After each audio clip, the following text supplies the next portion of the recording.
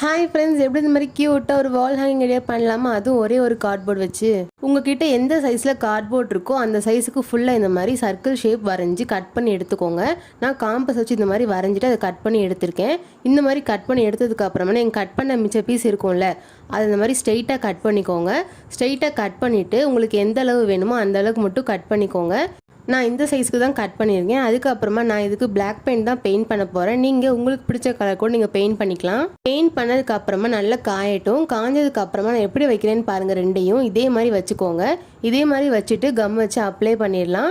நீங்கள் கொஞ்சம் ஸ்ட்ராங்கான கொஞ்சம் கம் இருந்தால் அதை வச்சு ஒட்டிக்கோங்க. ஃபெவிக்விக் அந்த மாதிரி. இந்த மாதிரி ஒட்டினதுக்கப்புறமா நல்லா காயட்டும். இந்த ஸ்டெப் பண்ணதுக்கப்புறமா ஃப்ரண்ட்டில் டெக்கரேஷன்ஸ் பண்ணுறதுக்காக குட்டி குட்டியாக தெர்மோபால்ஸ் எடுத்திருக்கேன். நீங்கள் உங்களுக்கு பிடிச்ச மாதிரி எந்த டிசைன்ஸ்னாலும் நீங்கள் கொடுத்துக்கலாம்.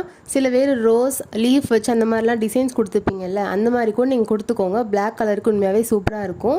இப்போ நான் கீழே இதே சைஸில் ஒட்டின மாதிரி மேலேயும் அதே மாதிரி ஒட்ட போகிறேன். அதுக்கப்புறம் நம்ம சென்டரில் ஒட்டியிருக்கோம்ல, அதுலேயும் இந்த மாதிரி குட்டியாக ஒட்டியிருக்கேன். இந்த மாதிரி ஒட்டினதுக்கு அப்புறமா அந்த இதை அப்படியே திருப்பிட்டு ஒரு த்ரெட்டை எடுத்துக்கோங்க. த்ரெட்டை ஒட்டுறதுக்கு முன்னாடி நாட் போட்டுக்கோங்க. இதுக்கப்புறம் நீங்கள் ஒட்டினீங்கன்னா நல்லா ஸ்ட்ராங்காகவே இருக்கும். நீங்கள் கம் வச்சு ஒட்டிக்கலாம், இல்லைனா செல்லோ டேப் வச்சுக்கலாம் ஒட்டிக்கலாம்.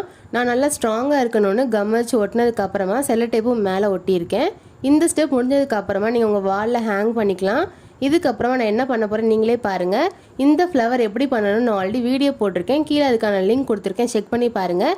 இந்த ஐடியா உங்களுக்கு பிடிச்சிருக்கும்னு நினைக்கிறேன். நீங்களும் ட்ரை பண்ணி பார்த்துட்டு எப்படி வந்துச்சுன்னு கமெண்ட்டில் சொல்லுங்கள். இந்த வீடியோவுக்கு மறக்காமல் லைக் அண்ட் ஷேர் பண்ணுங்கள். முக்கியமாக சப்ஸ்கிரைப் பண்ணிடுங்க. பாய்.